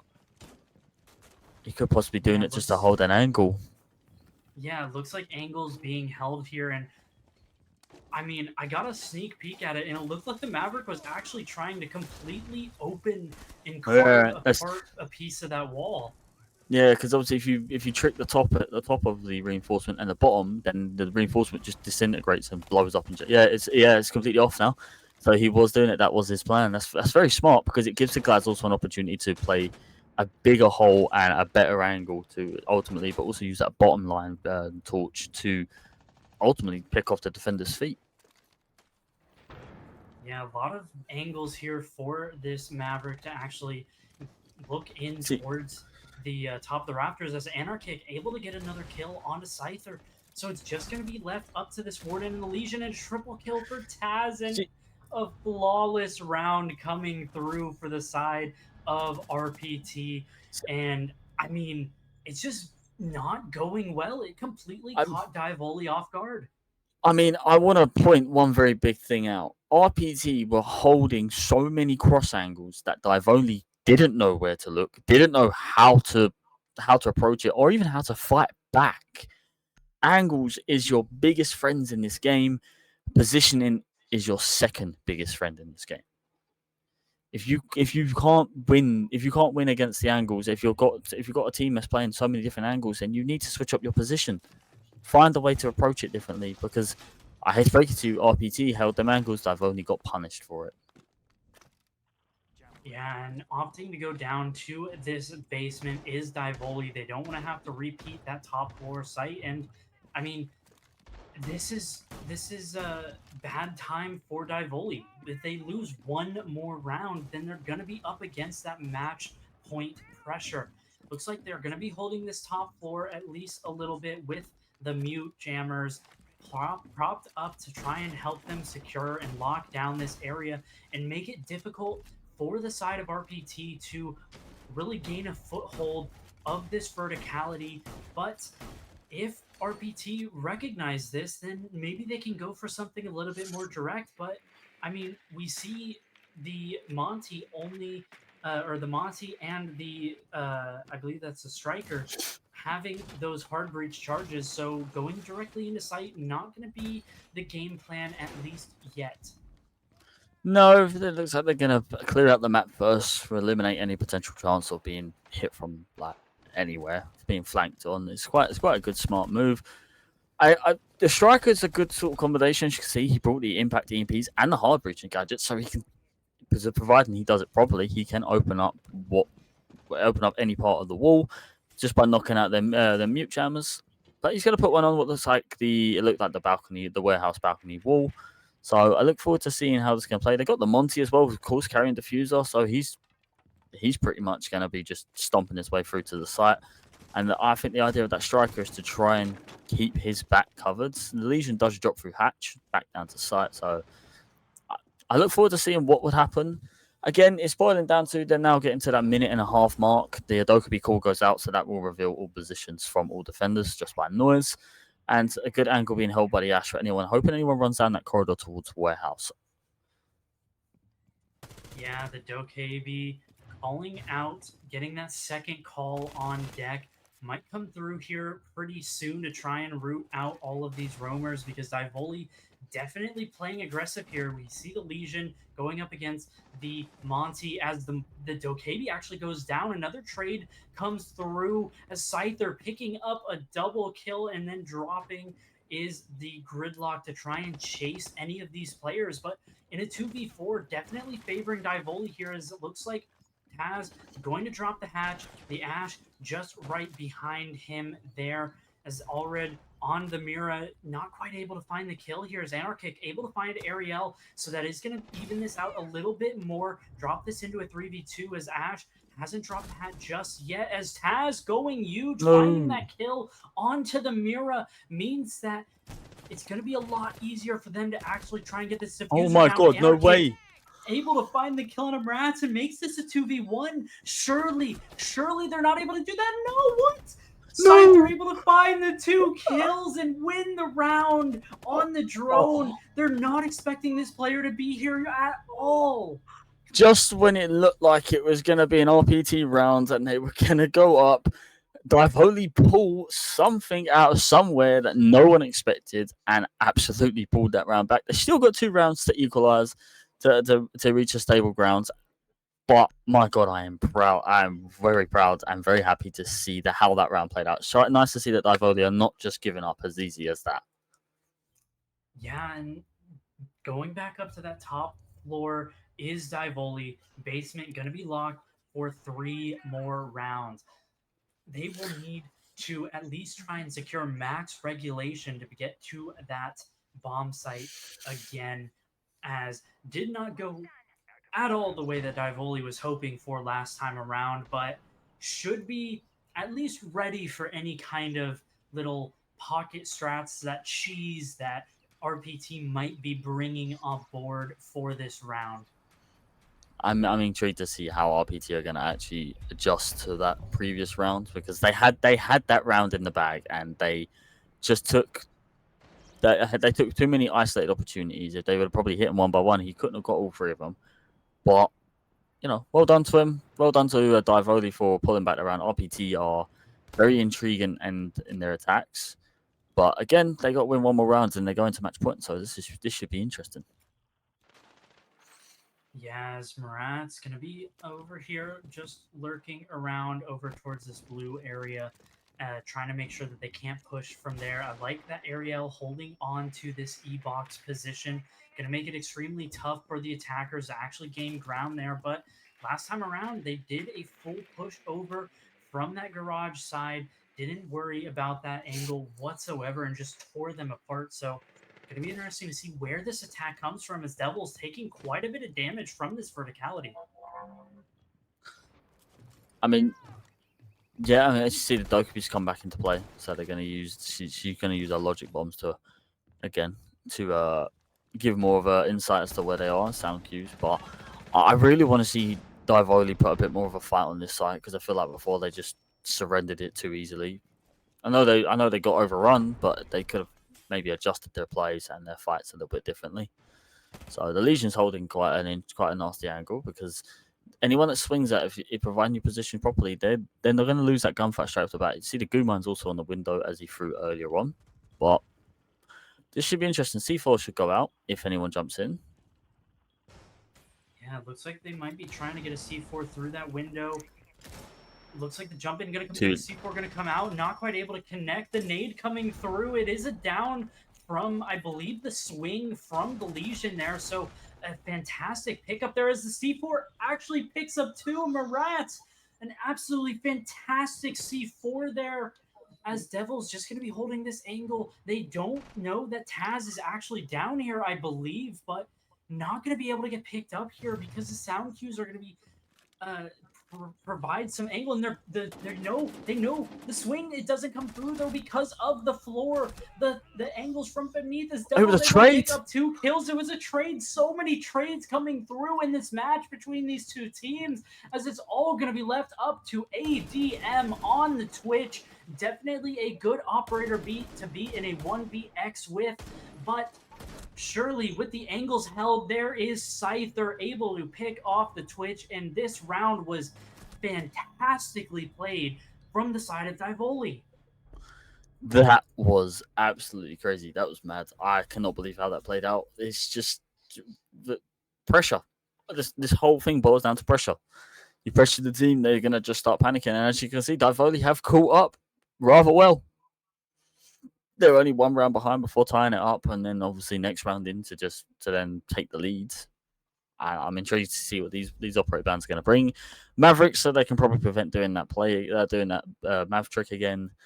And also then the Mirror, which is also a very, very powerful operator on this map to play with. Yeah, as we're going down to the first floor, any kind of vertical control is going to be massive for the side of RPT. They need to make sure they get in, rip up that floorboard, disturb the defenders from any kind of power positions they might be holding. And for the side of Divoli, you need to be able to hold on to that top board. You need to be roaming effectively, which means that the enemy is going to try and bring chaos with things that might be like the Lion or the Dokebi or the Jackal or anything like this. So far, not being hovered yet for the side of RPT, as it looks like they just want to use the Nomad to stop any kind of roamers, any kind of flanks, as well as just kind of more a stock standard, get the hatches open, and maybe more of a horizontal kind of push with what they're bringing here. Yeah, I mean, the Azami, I'm happy because you can use Akivas to create a lot of angles. But however, you got the Buck, and you also got the Hibana, which it could be a waste of a pellet, but the Hibana can be used to break down that Kiva barrier. So if they ever want to make a play where they don't have to worry about the Kiva barriers getting in the way, that is what they can do. Good positionings of bulletproof cameras. You want to get them in prime positions where they can overlook the majority of the site, so that if you're not there, you can at least see where they're positioned, so you know how to adjust your attack. But the smoke's very good. The smoke can be used obviously to cause damage while there's a plant going down. As you can see, that can be handy for the Monty, but the Monty doesn't have the diffuser, which is very intriguing. Yeah, the Devils going down extremely early is definitely going to put Divoli on the back foot here. Going to mean that there's less roamers to try and stall out with and less guns to actually kill the enemies with.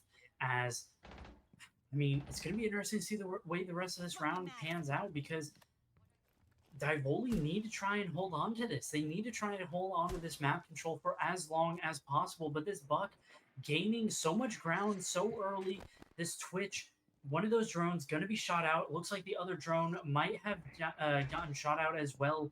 Not in pocket, so might just be on the board on the field Oh my God. as SM Keen might be able to catch somebody out on this flank. He's not known as the Azami has the back turned, and it's a free kill for SM Keen as Cypher someone goes else. down. Someone else is on them stairs as well. Yeah, they know somebody else is nearby. They need to be able to deal with this as the smoke canisters go down. The Monty means that nobody is going to be able to hold that from the defensive side. So everybody's going to be pushed back down to this first floor. And with still a minute left to go on this round, RPT find themselves with full top control. That's it. That's what you need. Top control and then just work your way through. Obviously, the sites that are just below them, they can rip up that floor and they can hold even more angles facing downwards. So that's interesting. But I just seen the double lesion mine. That is a evil, evil thing to play. And well, we saw what happened there. This is not working out in Devoni's favor. The RPT are just taking every fight that they can, winning majority of them. However, it does go down to a 3v2, still giving them a man advantage. But this should be interesting to see how this plays out. Yeah, still should be some goo mines left on board, and hopefully they're in some pretty prime positions if Divoli want to end up winning this round. But Arion Maratz with Maratz underneath, ready for a C4 in case of any kind of plant, ready to deny it as the Buck going for this plant as the C4 is not quite able to connect on this player. The gunshot's not quite able to find. Oh, no, they do find as Maratz does take down SM Keen, but it is a little bit of a trade. Gonna down that player Ariel with no hope of actually being able to pick them up. Gonna be a 1v2, and they go down as RPT go and win that round and give themselves match point. I just want to say that post-plant situation, if that C4 was a little bit further forward, that would have connected easily, but it just doesn't. It just doesn't connect, and it's I'm so surprised at that. The moment they dropped into a post-plant situation, that's it. You've then got to play. You've then got to throw everything you can smartly at the attack to try and now flip it into your favor, because you end up in this situation now where it's match point against you, and it's not a good place to be in. Yeah, and specifically that bomb site, there are quite a few of those like it in Siege where you can just hop up on a counter, on a desk, or something like that. That won't actually be destroyed by a C4. You won't die to any kind of C4 from below. And I mean, Divoli, you know that that is a possibility, and it's a really likely possibility. So you can't be playing for that C4 from underneath to try and disrupt that plant, and you have to be playing with that C4 from a horizontal angle to actually have it be useful. Yeah, I mean, so many ways. So C4 underneath doesn't always work. There's so many ways that you can avoid it, and it's very well played from RPT. Yeah, and it looks like the Deimos is going to be brought along. The Mute on the other end can counter Deimos fairly well, but in the site or in the map rather, extremely quickly gonna drone out this Legion here, but drone not gonna go very far, especially when there is a Mute jammer there. Not gonna be opening up that wall either just yet, as I believe there might actually be a Mute jammer there. Maybe not. Yep, it is still there, so should be able to deny this wall actually getting opened up from some of these angles. I mean, Oh god, then you see always challenging from a Monty. Monty's a good operator to give some info. I do believe that there was a hole in that wall that did get opened up. I might be mistaken because we switched off before we had a chance. And well, as you see, the IQ's playing for hitting the player from down below. That's going to try and cause a massive problem. Is the warden. Still got a C4 in pocket, so he's probably going to wait until the diffuser starts to. Oh, I realised the site's on bottom floor, so the vertical play is going to be pretty much interesting to see and play. They're putting a strong approach on the top floor to try and waste time and waste utilities getting down to the site, which is very well played from them. Oh, it doesn't look. I was gonna say maybe a gunfight coming through here from the hatch. The Monty able to get back out the window, taking a little bit of damage, but overall, really good map control here out of Divoli. They've wasted so much time, and they really haven't given up that first floor entirely. So a lot of work for RPT still left to do as Devils, taking a little bit of damage here. Doesn't look like there's too much for this Warden to actually get done here, as Marat's able to find the kill on Taz, and Taz has been crucial for the side of RPT in a lot of these rounds, and that's also going to be the Deimos going down, so you're not going to have to worry about getting tracked late into this round, having your position found out, and getting floor banged from above you, as Boogie Drone's coming through, going to have the skeleton key ripping open this floor, as SM Keen has dropped the hatch here, going to just try and open up this castle barricade with these punches, but it is going to take quite a bit, as Alred able to find another kill as well. ADM goes down, just under 15 seconds left. SM Keen has been crucial in some of these rounds, finds Alred, as Devils does take down SM Keen. 4v2, 8 seconds left, and Defenders win the round. A Gumine kill to top it off on to this Monty, and that is exactly what you like to see if you hate those shield operators. That's crazy. That's so crazy. Monty planned the pressure, but what takes him out? A small little needle that gets stabbed in his foot. That's something. Yeah, the Legion being brought along yet again. Monty, his nemesis, wants to make sure that the Monty cannot have fun, cannot enjoy his time on this map, as basement, best bomb site so far for Divoli. They've won it both times they've played it. Now we're going back up to this top floor.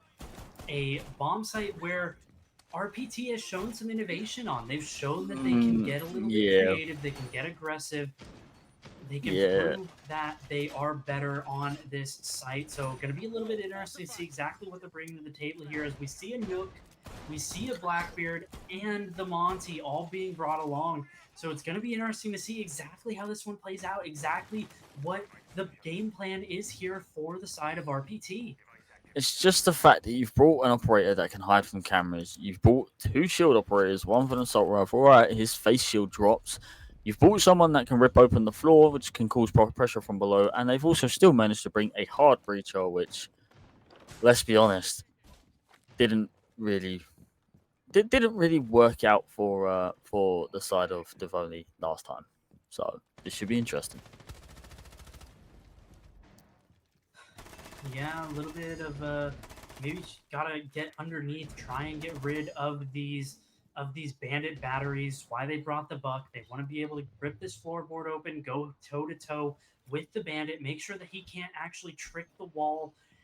Do have the Nook here underneath with the gadget procced, as well as the Monty in the bottom of garage.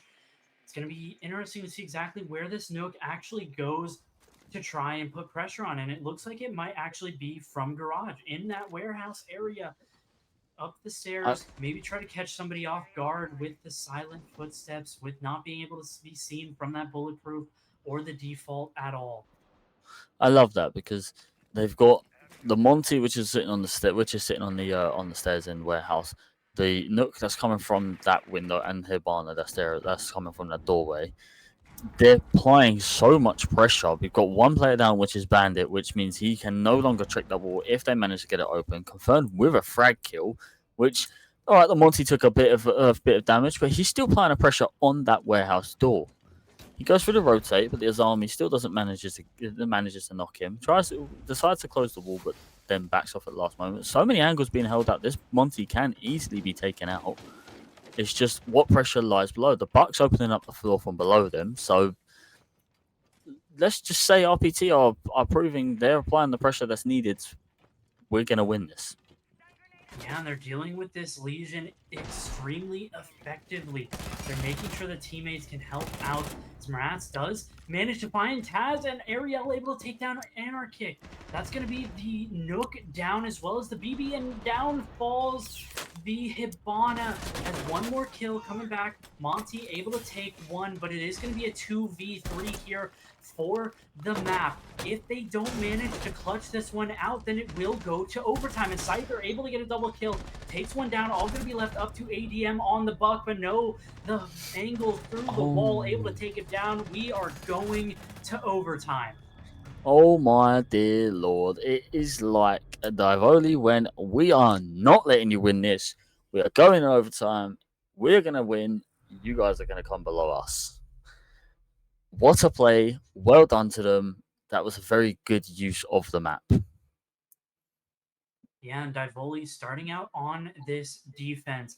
Remember, this was a 4-2 split in favor of the defender side for both of these teams. So defense, obviously, the more comfortable position for both of these teams. Going back up to the second floor, I don't really know if I agree with that. Jackson, this second floor area was extremely 50-50 between these two teams in terms of who won it.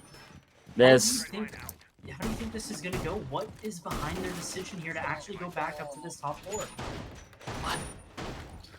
It's the factor of they've brought in as much as they can to cause as many problems as they can. The Azami to close off doorways, which causes, again, more utility to get through them, or rounds, but you give away where you're approaching. The Legion, obviously, to give the sound cue, and given the fact the goo mines do a little bit more damage than they have done before. The Mute and the Bandit to potentially try and keep that wall closed. I feel like Divoli are trying to now be like, we're going to lock this down. However, as you can see on the side of RPT, bringing again that Monty, which caused problems before. Again, the Hibana, which they used a lot of aggressive plays. Again, the Deimos, which is very useful because now he can find whoever he wants. The Mute Jams are down, so that will knock him off. But the Buck is also there to cause problems from below. And the Lion, well, you know, you can stand there and get exposed from a Lion scan, or you can run and ping exactly where you are. The default cam in Warehouse is still up. The Azami's playing that balcony at the same position she played on the previous rounds. That was played on the previous round, so this should be interesting. Yeah, Monty just getting a little exploration done here, trying to spot out where these players are, what positions are being held, trying to put pressure there. See the vertical play being held from the defense, the Stamos. It's going to be a little bit tough to actually find somebody to actually tag because of those Mute Jammers. I don't really know if I agree with this Deimos lock-in here, because it is going to be so difficult for Deimos to actually get any kind of advantage here when there are things such as the Mute Jammers. Still have a player, Marat, down towards the bottom of these stairs, just wants to hold off, control this stairwell, cause chaos towards this first floor. Maybe any kind of hint of a flank in the late round might prove devastating here. See, the thing is, okay, they brought the Mute, which causes the Deimos at times to render a bit useless, but it's the fear factor of the pressure being applied there. It's the fact of, okay, I'm being tracked. I can either move and go to a Mute Jammer and stop the tracking, or I can go to find a way to challenge him, or I can sit here and try and make sure that he doesn't get any close enough to me to pick me off. So it's kind of one of the positions where the Deimos is more used to just be a problem than a solution. The Monty's sitting in a fairly interesting position. He's got two points where he can get hit. He's got the rotate that's there, as well as also the doorway that's to his right. So he's in a bit of an interesting play. I believe that was the Lion. Yep, the Lion's playing at the bottom of them stairs. Does this Buck know that there are two there? Flash goes out. He pre-fires, but doesn't manage to get one of them. But the Lion gets both of them. The Lion gets both of them, and then Hibana picks up a kill. The Monty's now in sight with the diffuser. Can they play off of this?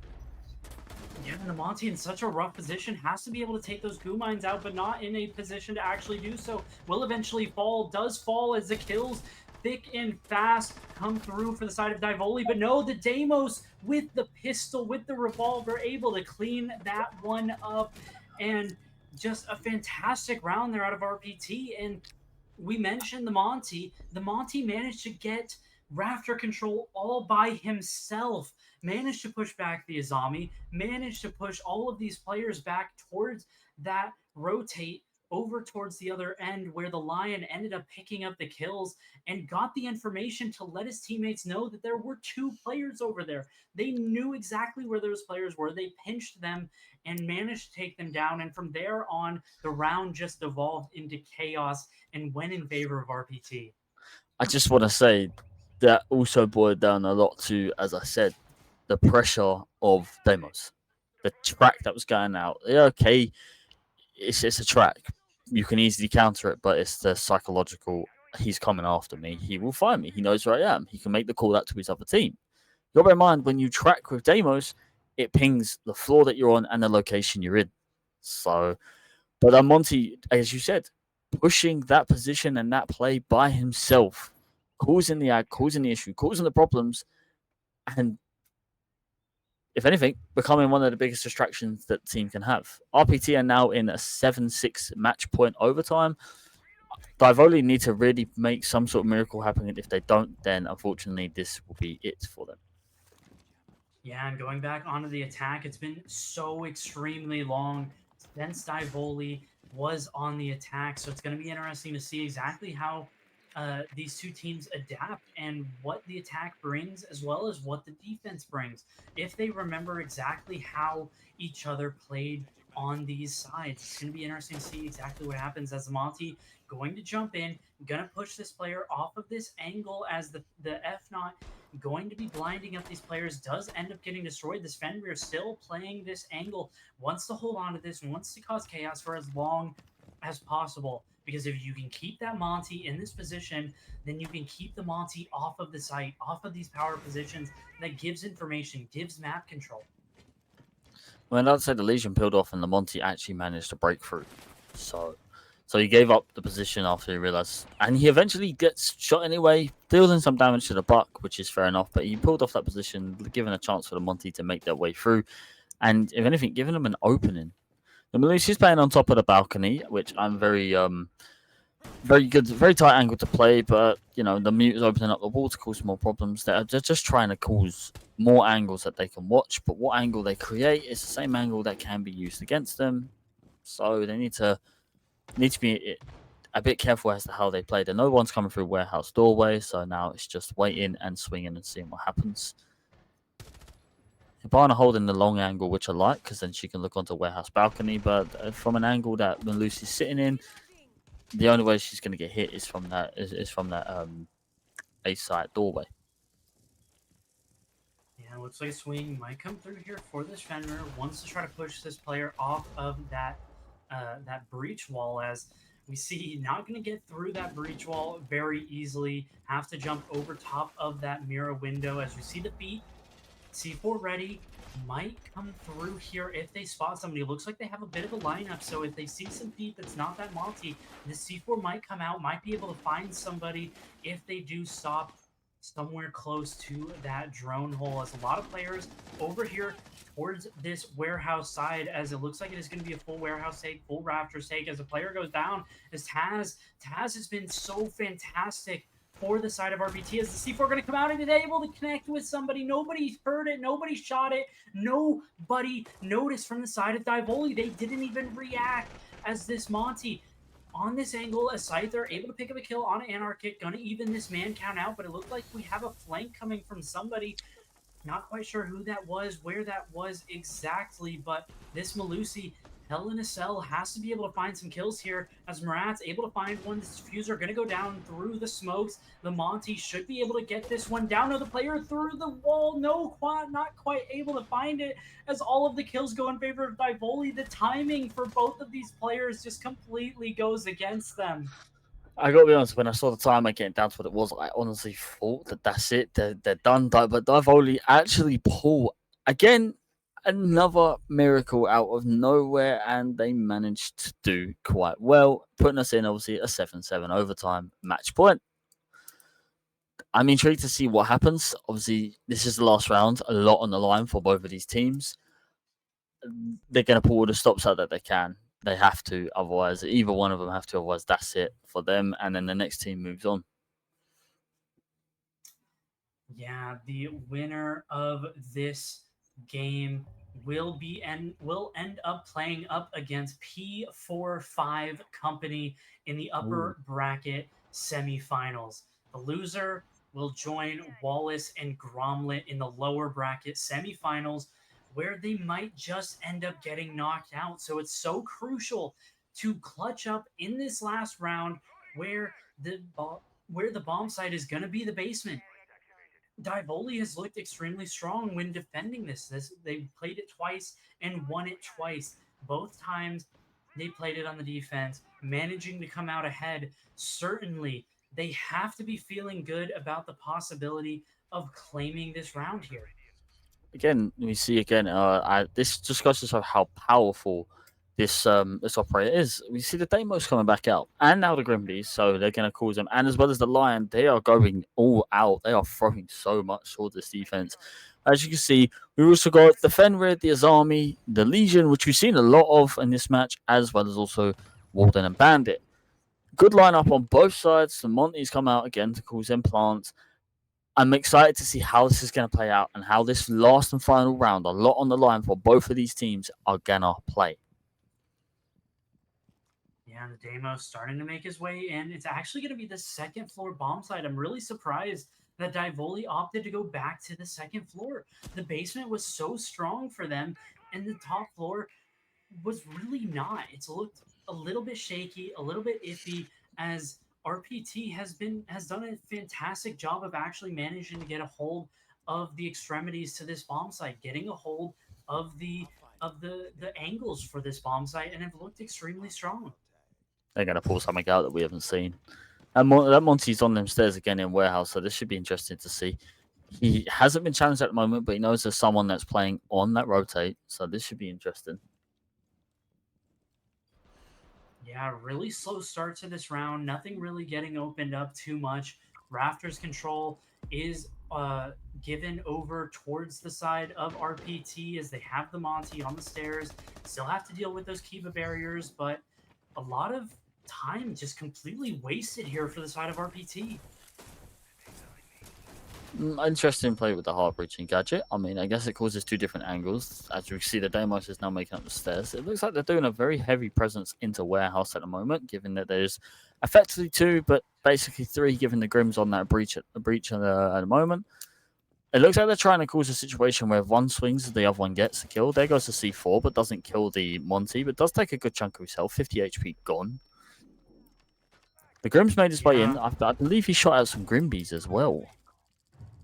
Yeah, some bees going through. One more C4 to land on top of this Monty should be enough. That's half damage. As no Devils, you're looking the wrong way. ADM was completely ready for any kind of flank like that. I believe they heard the player drop down and they just went hunting. They made sure that they died and made sure that they couldn't cause any kind of trouble. As the Brenwer swings, goes down. The Grimby's going to come out as the Legion swings as well. This Grim doesn't have much ammo to work with, but no, from the behind, as the Deimos takes him down. Warden completely fine from these flashes, but the Azami is not. Both of these players completely sequestered onto this location, and this flank from the side of RPT is going to be fantastic as the diffuser is going down. Tick, tick, tick. It goes down as Taz finds a kill, but ends up going down. SM Keen finds the final kill as RPT in max overtime managed to close it out and take the victory and find themselves on their way to the upper bracket semifinals to meet up with P45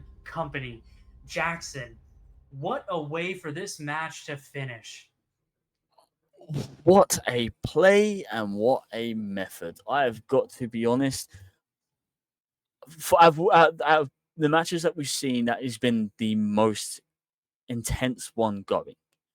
kills and trades going back and forth, everything like this, going to a 4-4 overtime to then eventually having what looked like at one point the least expected result ended up being the result that, well, pushed the teams to be what they are.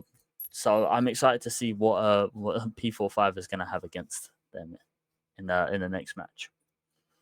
Yeah, and like I said earlier, the road is not over for Divoli. They will be going up against Wallace and Gromlet down in the lower bracket semifinal knockout round, as the winner of that will end up facing up against one of the teams that loses from the semifinals. So it's going to be interesting to see if Divoli can bounce back, make their way through the lower bracket, and find themselves in the grand finals, or is this just a pre-showing of them dropping out in the lower bracket, and it's definitely not what they're going to be wanting, not what they're going to be hoping for, because they definitely have higher expectations than what they showed today. But congratulations to the side of RPT to make it through to the next stage, and we will be seeing them in the coming days. But yeah, just want to give a shout out to obviously Jackson. Fantastic casting with you. This was a first time that I casted with you. Was a great time, had fun, as well as to our production staff, Sirius, doing all of the production work, as well as Aggressive on the observing, did a fantastic job. And Jackson, do you want to shout anybody out? Anything, any last words or anything like that before we head off? I've just got to say, it's been very good for the fact that this is my first time casting in a couple of months. It's been a lot of fun, and I'm definitely going to be back for more, because the EON League has been a league that I've seen quite a bit but never casted for. But it's good to jump on the desk and cast alongside you. Amazing casting, man. You've done really well. I appreciate it. It was a lot of fun. But ultimately, we'll see what happens in the next upcoming matches. Yep. And so don't make sure that you have your schedules marked. Tomorrow we have the next streams, the next set of matches. So make sure you show up tomorrow and get ready for some fantastic matches. That's right.